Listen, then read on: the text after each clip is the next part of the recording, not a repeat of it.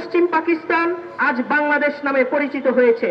সে জনপদের রাজধানী ঢাকার মাটিতে দাঁড়িয়ে আজ আমাদের বলতে হচ্ছে, এদেশের ইসলাম প্রিয় জনতাকে যখনই কোনো আন্দোলন, যখনই কোনো বিপ্লবের ডাক দেওয়া হয়েছে, তখনই তারা বুক চিতিয়ে রুখে দাঁড়িয়েছে। এদেশের ইসলাম প্রিয় জনতাকে যখনই ডাক দেওয়া হয়েছে, তখন তারা ফেস করেছে আধিপত্যবাদ এসেছে, রক্ত দিয়েছে, জুলুম এসেছে, জীবন দিয়েছে। এদেশের জনতা হাজার জুলুম সত্ত্বেও কবর খুঁড়েও তারা মাটি ছাড়েনি।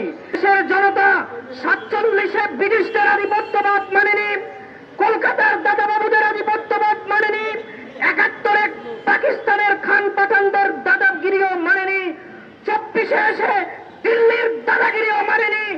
সুতরাং আজকের এই সমাবেশ থেকে আমরা বলতে চাই, 24-এর বিপ্লবকে ধারণ করে বলতে চাই, ভারতের প্রেসক্রিপশনে গঠিত 72-এর বন্দোবস্ত, 72-এর সংবিধান বাংলাদেশে চলতে দেওয়া হবে না।